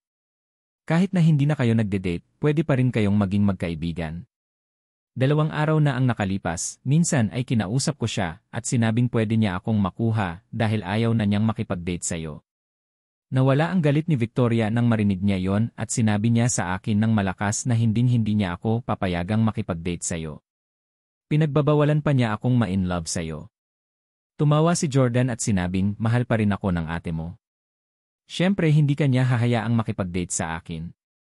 Huwag mo na lang sabihin ang mga walang katuturang bagay na yon para magalit siya. Sabi ni Emily na may matamis na ngiti, I'm being serious. If Victoria really married Russell, I might really court you. Medyo awkward ang itsura ni Jordan dahil hindi niya alam kung nagbibiro si Emily o hindi. Sa sandaling ito, si Salvatore, na nasa gilid, ay nagtaas ng kanyang braso at bumulalas ng malakas, Miss Clark, nasa iyo ang suporta ko. Pinandilatan ni Jordan si Salvatore at binatukan, suportahan mo ang paa ko. Ano ang kinalaman nito sa'yo? Sa kabilang banda, tumawa ng malakas si Emily. Sabi ni Jordan, Emily, kung kailangan mo talaga ng boyfriend, pwede kitang ipakilala sa ilang mga lalaki. Tutal, bayaw-in-law mo ako at tama lang na mag-alala ako sa kasal nyo. Nakapatong ang kanyang baba sa kanyang kamay, sinabi ni Emily na may masiglang ngiti, talaga. Anong klaseng lalaki ang ipapakilala mo sa akin? Tinanong ni Jordan, anong uri ng lalaki ang gusto mo? Pinag-isipan ito ni Emily bago sumagot, gusto ko ang mga sayon ng mga mahiwagang taikoon na tulad mo, hindi dahil mayaman ka, kundi dahil sa tingin ko ay napaka-interesante ng pamilya mo at magiging masaya ang maging asawa mo. Baka may mga kayamanan o sikreto at iba pa. Parang laro lang. Haha. Ira the way, single ba sa mga kapatid mo? Introduce one of them to me. Saglit na natigilan si Jordan, ngunit sumagot siya, mayroon akong 2 kuya. Gusto mo bang maging hipag? Tumawa si Emily at umupo sa tabi ni Jordan. Maganda yon. Kung talagang pakakasalan ka ni Victoria sa hinaharap, tatawagin din niya akong hipag. Napakasaya. Sabihin mo dali, gwapo ba ang mga kapatid mo o hindi? Saglit na hindi nakaimik si Jordan, ngunit dahil malayo pa ang kanilang paglalakbay, hindi niya naisip na makipagbiruan sa kanya. Sabi ni Jordan, 30s na ang panganay kong kapatid at may asawa na siya, kaya hindi ka na nagkakaroon ng pagkakataon. Ano ang tungkol sa iyong isa pang kapatid? Sabik na tanong ni Emily. Sa pagbanggit ng kanyang pangalawang kapatid na si Jamie, umiling si Jordan at sinabing hindi siya kasal. Tuwang-tuwa si Emily. Wow, so may kapatid ka talaga na single pa. Sabihin mo agad kung maganda siya o hindi. Ano ang height, weight, at occupation niya? Hindi napigilan ni Jordan na abutin at sundutin ang mataas na tulay ng ilong ni Emily. Huwag mong hayaang magulo ang imahinasyon mo. Imposible para sa inyo ng kapatid ko. Medyo nadismaya si Emily sa narinig. She retorted, he's not married at ako rin. Bakit imposible ang pagitan natin? Since 30s na ang panganay mong kapatid, hindi naman pwedeng mas matanda sa kanya ang pangalawang kapatid mo, di ba? Tamang edad na siya para sa akin. Paliwanag ni Jordan, ang pangalawa kong kapatid na lalaki ay makulit. Siya ang pinakamalaking nanggugulo sa aming tatlo. Siya rin ang pinakarebelde. At saka, napakataas ng standards niya pagdating sa hitsura at figura ng mga babae. Karamihan sa mga magagandang babae ay hindi na-appeal sa kanya. Sa puntong ito, galit na sinuntok ni Emily si Jordan at nagtanong, Jenny, sinusubukan mo bang sabihin na pangit ako at may kahila-hilakbot na anyo, kaya natatakot ka na hindi maakit sa akin ang iyong kapatid? Jordan, tingnan mo akong mabuti nang nakadilat ang iyong mga mata. Paano ako pangit at paano ang aking anyo ay kulang sa anumang paraan? Tumayo si Emily at nag-pose na parang modelo bago gumawa ng 360° na pagliko upang ipakita kay Jordan ang bawat anggulo ng kanyang katawan. Bahagyang nag-react si Jordan, ngunit nagkaroon na ng nosebleed si Salvatore. Mayroong libu-libong magagandang babae sa mundong ito, damit at pampaganda ay ang susi sa outshining iba. Ang bawat babae ay may estilo na pinakaangkop sa kanya. Halimbawa, si Hailey ay maaaring isang hamak na babae na isa ring talamak na mga ngalunya, ngunit ang mga dalisay at inosenteng damit ang estilo ng fashion na pinakaangkop sa kanya. Ang kanyang magandang mukha ay isa sa 1,000,000 at madali siyang maglagay ng inosenteng ekspresyon para suyuin at linlangin ang kanyang kasintahan kahit saan at anumang oras. Kaya naman, natural na angkop siya sa estilong iyon. Kung magsusuot siya ng mga sexy na damit tulad ng mga damit na masikip sa balat o damit na may puntas, malamang na hindi niya ito madadala. Sa kabilang banda, si Victoria ay isang mature na babae na hindi babagay sa gayong dalisay at inosenteng damit. Kung magbibihis siya ng preppy chic na estilo, sasabotahin nito ang kanyang hitsura. Sa pamamagitan lamang ng pagbibihis ng propesyonal na suot na pangnegosyo, ay mapapatingkad ang kanyang aura bilang isang dominanteng si. Siya ang pinakaperpekto. Samantala, si Lauren ay isang sweet-looking na babae na may girl-next-door vibe. Ang anumang damit na kanyang isinusuot ay magpapatingkad sa kanyang kagandahan, at kailangan lang niyang tiyakin na hindi siya nagsusuot ng pampaganda na nagpapalamig sa kanyang hitsura. Katulad nito, si Emily ay hindi kasing ganda ni na Hailey, Victoria, at Lauren, at ang kanyang figure ay mas mababa sa Els masyadong. Gayunpaman, kapag nagsuot siya ng uniforme ng flight attendant, lalabas siya ng alindog na makakalimutan ng sinumang lalaki sa sinumang magandang babae. Upang makitang malinaw ni Jordan ang kanyang anyo, sadyang lumapit si Emily kay Jordan na ikinahihiya niya at alanganin. Okay, Emily, itigil mo na yan. Galit pa rin si Emily. Kung gayon, sabihin mo sa akin, mayroon ba akong magandang figura o wala? Sumagot si Jordan. Tanong ni Emily, perpekto ba ako o hindi? Sumagot si Jordan. Nagtanong si Emily, sapat na ba ako para sa iyong kapatid? Sumagot si Jordan, talagang. Siya ang hindi karapat-dapat sa iyo.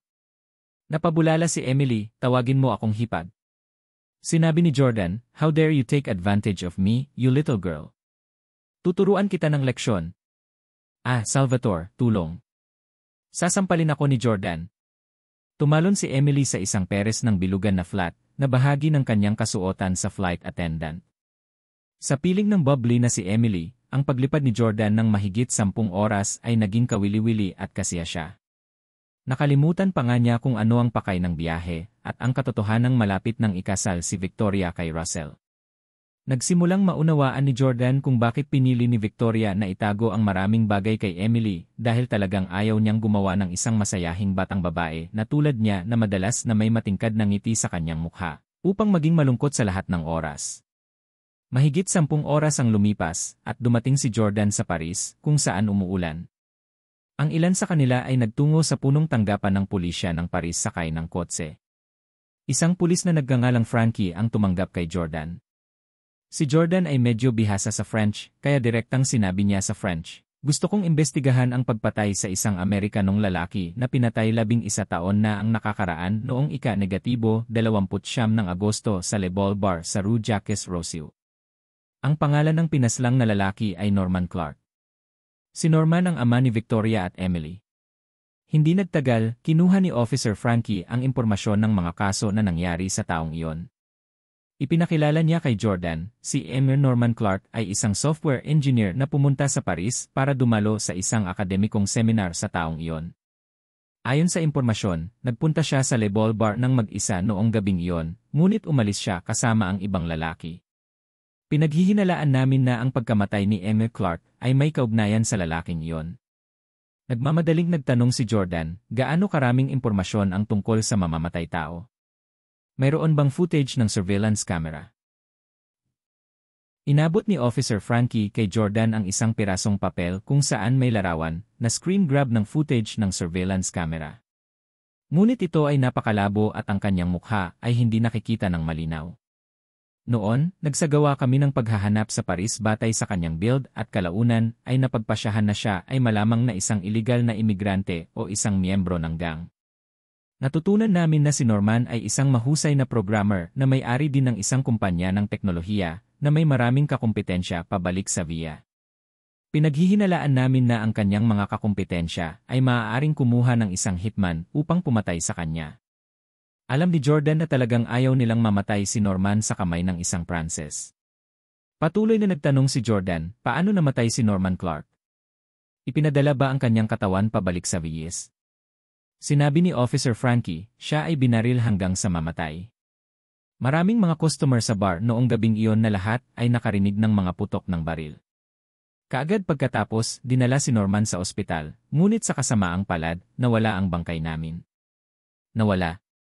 Natigilan si Jordan saglit. Sinabi ni Frankie, nawala sa ospital ang bangkay ng isa pang Pranses, ngunit para makatakas sa batas, sinunog ng staff na iyon ang bangkay ni Norman Clark sa pagtatangkang magulo, ngunit nahuli pa rin siya sa huli. Maaari naming kumpirmahin na si Norman Clark ay talagang patay na, at ang mga dokumento na nasa kanyang katawan ay maaari ring patunayan ang kanyang pagkakakilanlan. Dahil sinabi ng pulis, dapat tama. Gusto pang malaman ni Jordan kung sino ang ibang lalaking kasama ni Norman. Dahil sinabi ni Victoria na gusto niyang maghiganti, dapat alam niya kung sino ang mamamatay tao. Kung hindi alam ng pulis, dapat may ibang nakakaalam. Hindi na nag-aksaya pa ng oras si Jordan sa istasyon ng pulisya, at sa halip ay dumiretso sa lugar ng pagpatay, Le Bol Bar sa Rue Jacques Roussel. Bukas pa rin ang bar. Mayroon lang akong 24 na oras sa Paris. Kung magtagal tayo, hindi ako makakabalik para pigilan si Victoria na magpakasal. Talagang balisa si Jordan dahil hindi niya kayang mag-delay ng kahit isang oras. Dahilan na si Victoria ay nangako kay Russell na ibibigay sa kanya ang kanyang katawan sa araw ng kanilang kasal. Hinding-hindi na hahayaan ni Jordan si Russell na magkaroon muli ng Victoria.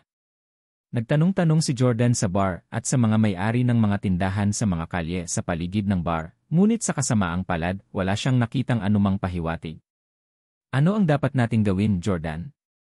Napakaraming taon na ang nakalipas mula nang mangyari ang pagpatay. Kahit na may nakakaalam talaga tungkol dito, malamang wala sila sa Paris, o marahil ay namatay na sila, tama. Medyo nalungkot din si Emily. Hindi naniniwala si Jordan na hindi niya mahahanap ang taong iyon. Dahil malalaman ni Russell kung sino ang mamamatay tao, naniwala si Jordan na ilang oras na lang bago niya magawa iyon. Napatingin tuloy si Jordan sa kanyang relo. Siya ay naubusan na ng oras at upang mahanap ang tunay na mamamatay tao sa lalong madaling panahon, naglagay siya ng mga abiso sa mga istasyon ng radyo at sa internet para ipaalam sa publiko na mag-aalok siya ng gantimpala na 5 milyong franc upang makahanap ng mga pahiwatig. Ang 5 milyong franc ay umabot sa higit sa 5 milyong dolyar na sapat na para mabalisa ang marami. Gayunpaman, marami ang pumunta sa Jordan, ngunit karamihan sa kanila ay naroon lamang para sa pabuya ng walang anumang konkretong patunay. Hindi nagtagal, lumipas ang 20 oras, at naghahanap pa rin si Jordan ng mga pahiwatig. Si Pablo, na nasa Houston, ay tumawag at nagsabi, "Yenro Jordan, kailangan mong mabilis na maghanda para bumalik. Kung hindi ka alis ng bansa sa loob ng 4 na oras, si Miss Victoria ay magpapakasal kay Russell." Wala nang masyadong oras para kay Jordan. Si Jordan, na nakaupo sa lebol bar, ay naninigarilyo at medyo nahihirapan. Sa sandaling ito, isang puting lalaki sa edad na 50 taong gulang ang lumapit upang umupo sa tabi ni Jordan at humingi ng isang tasa ng brandy. Pinalaki niya ito ng kakaibang tingin. "Bakit mo rin iniimbestigahan ang bagay na yon?" Yung lalaking namatay na mataas ang katayuan, sabi niya. Nakatawag agad ng atensyon ni Jordan ang sinabi ng lalaki. Nitong mga nakaraang oras, maraming tao ang lumapit sa kanya, ngunit karamihan sa kanilang mga salita ay wala sa konteksto, kaya't hindi nila maisip kung ano ang eksaktong nangyari sa lugar na ito 11 taon na ang nakakaraan. Iba ang 50 taong gulang na puting lalaking ito. Tinanong niya si Jordan kung bakit din niya sinisiyasat ang bagay na yon. Ibig sabihin, alam niya kung ano ang iniimbestigahan ni Russell at Victoria dati. Maaaring ang taong ito ang nagbigay kay Russell ng balita. Agad na natauhan si Jordan. Sa wakas ay makakabalik na siya para pigilan si Victoria na magpakasal. Magalang na sinabi ni Jordan, "Sir, may alam ka ba? Kung mabibigyan mo ako ng ilang kapaki-pakinabang na pahiwatig, bibigyan kita ng bonus na 5 milyong franc." Hindi na ako babalik sa aking salita. Napangiti ang puting lalaki at pinagpag ang relong Van Cleef & Arpels na suot niya sa kanyang kanang kamay, na parabang ipinagmamalaki ang kanyang kayamanan at ipinapakita na siya ay mayaman din. Hawak ang isang baso ng alak, humigop siya at ikinuwento, "Noong ika-29 ng Agosto 11 taon na ang nakararaan, pumunta ako sa bar na ito para uminom at natatandaan kong ito ang araw na ito dahil kaarawan ko. Ang aking anak na babae ay lumipad mula sa Toulouse upang makita ako, at dumating siya upang bigyan ako ng isang sorpresa noong halos 12 na ng hating gabi. Tinawag niya ako at tinanong kung ano ang ginagawa ko. Nang sabihin ko sa kanya na umiinom ako sa lebol bar, sinabi niya sa akin na tingnan ang pasukan. Nakita ko siya kaagad paglabas ko at gusto ko siyang yakapin dahil tuwang-tuwa ako na makita siya, ngunit mapaglaro siyang kumuha ng litrato sa akin gamit ang Sony camera na binili niya. Ang excitement na naramdaman ko nang makita ko ang aking anak na babae ay nakunan sa larawan at ako ay medyo lasing sa oras na yon. Nakabuka ang aking mga braso, naglakad ako patungo sa kanya. Wow, napaka-memorable ng moment na yon, at hinding-hindi ko makakalimutan ang ekspresyon ko noong nakita ko siya. Iningatan ko ang larawan na kinuha niya dahil pagkaraan ng araw na yon, na aksidente siya sa kotse at mula noon, hindi na niya ako maaaring kunan ng larawan muli. Pagkasabi ng mga katagang iyon, muling sumubo ng alak ang lalaki. Tahimik na nakinig si Jordan at pagkatapos ay nagsabi, "Ikinalulungkot ko na binanggit ko ang iyong malungkot na nakaraan. Handa akong gumastos ng 5 milyong franc para sa larawang iyon." Baka sa mukha ng puting lalaki ang pagtataka at tinanong niya, "Para saan mo binibili ang larawang iyon?" Sinabi ni Jordan, "Kung hindi ako nagkakamali, hindi lang ikaw ang nakuhanan ng larawan sa larawang iyon. Ang taong hinahanap ko ay nasa loob din nito." Ngumiti at tumango ang lalaki. "Talagang matalino kang bata." 10 taon na ang nakalilipas, isang Amerikanong lalaki ang nagtatanong tungkol sa bagay na ito. "Gumawa ako ng kopya ng larawang ito 10 taon na ang nakakaraan at ipinadala ito sa taong iyon." "Bakit? Hindi pa ba nahahanap ang mamamatay tao?" Mukhang misteryoso talaga ang mamamatay tao. Ang lalaking nakatanggap ng larawan mula sa lalaki 10 taon na ang nakalilipas ay si Russell. Nakuha ni Russell ang larawan ng mamamatay tao 10 taon na ang nakalilipas, at dapat alam din ito ni Victoria. Bakit kamakailan lang sila naghiganti? Hindi kaya napakahiwaga ng pagkakakilanlan ng mamamatay tao na yon kung kaya't hindi malaman ni Russell kung sino siya pagkatapos ng 10 taon ng pagsisiyasat. Hindi ko akalain na may mga ganitong misteryosong tao sa mundo bukod sa Stiles. Ang mundong ito ay talagang puno ng mga nakatagong eksperto. Nahulaan na ni Jordan na kamakailan lamang ay nalaman ni Russell ang pagkakakilanlan ng mamamatay tao at pagkatapos ay ipinaalam ito kay Victoria. Walang oras na maghintay si Jordan. Kung hindi niya malalaman ang katotohanan tungkol sa sitwasyon, hindi niya makikilala si Victoria sa tamang panahon. Sinabi ni Jordan, maaari mo rin bang padalhan ako ng kopya ng larawan? Gayunpaman, umiling ang lalaki at sinabing, nagsisimula na akong maging interesado sa namatay na tao. Kailangan mong sabihin sa akin kung sino ka, kung sino ang patay na lalaking iyon, at kung bakit ka gumagastos ng 5 milyong francs para imbestigahan ang bagay na ito. Hinila ni Jordan si Emily na nalilito na sa pakikinig sa usapan nila sa French na hindi niya maintindihan. Ito ang anak ng lalaking namatay. Mga kapamilya niya kami at gusto lang naming malaman ang totoo para maipaghiganti namin ang kanyang ama. Nagulat ang lalaki, anak siya ng lalaking iyon. Nang makitang hindi masyadong kumbinsido ang puting lalaki, sinabi ni Jordan kay Emily, mayroon ka bang larawan ng iyong sarili at ng iyong ama? Tumango si Emily. Kahit na ang mga magulang ni Emily ay pumanaw na maraming taon na ang nakalilipas at pinalitan niya ang kanyang cellphone ng hindi mabilang na beses, tiniyak niyang isave ang mga larawan ng kanyang sarili kasama ang kanyang mga magulang, sa bawat isa sa kanyang mga cellphone. Mabilis, hanapin ang larawan at ipakita ito sa ginoong ito. Sabik na sabi ni Jordan. Anong nagmamadali? Nag-click si Emily sa kanyang pribadong album na naglalaman ng mga larawan. Gayunpaman, maraming mga larawan ng kanyang mahahabang binti. Yuhi! Napahiya si Emily. Libangan niya ang pagkuha ng mga larawan ng kanyang mga binti sa tuwing siya ay naiinip, ngunit hindi siya maglalakas loob na ipakita ito sa sinuman, kaya itinago niya ang mga ito sa isang pribadong album.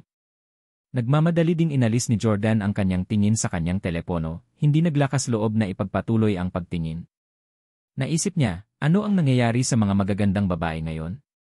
Ang kanilang mga telepono ay punong-puno ng kanilang mga selfie, at maging ang kanilang mga pribadong album ay naglalaman ng napakaraming larawan na magpapawala sa katahimikan ng karamihan sa mga lalaki. Nahanap ko na. Ayan na. Namumula na iniabot ni Emily ang telepono kay Jordan nang hindi nalilimutang paalalahanan. Huwag mag-swipe pa kaliwa o pa kanan. Ang susunod na larawan ay isang pribadong larawan ko. Balisa talaga si Jordan. Galit na galit niyang hinawakan iyon at inilahad ang kanyang kamay para sabihin, huwag kang mag-alala, hindi ako Bago siya matapos, aksidenteng na-swipe ito ni Jordan at nagkataong nag-swipe siya sa susunod na larawan, na isa kay Emily na nakapout at nag-peace sign sa banyo. Jordan, ang kulit mo. At sinabi mong hindi ka mag-swipe. Sinasadya mo ba? Nahiya si Emily at patuloy na hinampas si Jordan. Walang magawa si Jordan. Di ko sinasadya. Paano ako magiging nasa mood na tingnan ang mga walang katuturang larawan ngayon? Nagalit si Emily at nagpatuloy sa pagsasabi, ano ang ibig mong sabihin na walang katuturan? Ipaliwanag mo ng malinaw ang iyong sarili. Paano magulo ang mga litrato ko? Itinaas ni Jordan ang kanyang kamay upang harangin ang pag-atake ni Emily at sinabing, kinuha mo ang iyong sarili noong nasa banyo ka. Hindi ba't kalokohan yon? Galit at napahiya si Emily. Ako. Hindi ako gumagamit ng banyo noon. Nagpapahinga lang ako. Hinawakan ni Jordan si Emily at sinabing, okay, stop it, hindi ko nahahawakan ang phone mo. Let this man take a look at the photo of you and your father. Galit na galit si Emily. Kung hindi dahil hahanapin nila ang pagpatay sa kanyang ama ngayon, nakipag-away siya kay Jordan. Pinagtatawanan pa siya nito pagkatapos tingnan ang mga private photos niya. Muling nag-swipe si Emily sa larawan nila ng kanyang ama bago ito ipinakita sa lalaki. Gulat na bulalas ng lalaki at agad na nakilala si Norman sa larawan. Iyan ang lalaki. Gayunpaman, ito ay isang larawan mula 11 taon na ang nakakaraan, at noon, si Emily ay nasa murang edad. Nag-aalala si Emily na baka isipin ng lalaki na hindi siya ang batang babae sa larawan. Tinanong ni Emily si Jordan, iisipin ba niya na hindi ako ang babae sa larawan? Nagmamadaling paliwanag ni Jordan sa lalaki, ang batang babae sa larawan ay talagang itong babaeng nasa harap mo. Hindi na namin kailangang magsinungaling sa'yo. Ikinumpara ng puting lalaki ang dalaga sa larawan kay Emily at tumango. Malalaman mo sa mga mata niya na anak nga siya ng lalaking iyon. Tuwang-tuwa si Jordan. Dahil nakilala mo ang aming pagkakakilanlan, maaari mo bang ibenta ang larawan sa amin? Umiling ang puting lalaki at sinabing, hindi ko ito ibebenta sa'yo. Ibibigay ko ito sa'yo ng libre. Pagkasabi niya nun ay may inilabas na sobre sa bulsa ang maputi at iniabot kay Jordan. Sinabi niya, sana mahanap mo kaagad ang pumatay. Pagkasabi niyon ay umalis na ang lalaki. Salamat. Sa sandaling ito, labis na nabalisa sina Jordan at Emily dahil sa wakas ay malalaman na nila kung sino ang pumatay sa ama ni Emily. Jordan, buksan mo dali. Tignan ko kung sinong bastard ang pumatay sa tatay ko. Udyok ni Emily. Tumango si Jordan at kinuha ang litrato sa envelope. Ang lalaking nasa gitna ng litrato ay ang kalalabas lang. Napangiti siya ng husto sa kamera. Gayunpaman, sina Jordan at Emily ay nakatingin sa lugar sa tabi niya. Nasa kanan niya si Norman at ang mamamatay tao. Natigilan si Jordan nang makita ang lalaking sumusunod sa likuran ni Norman. Paano kaya siya?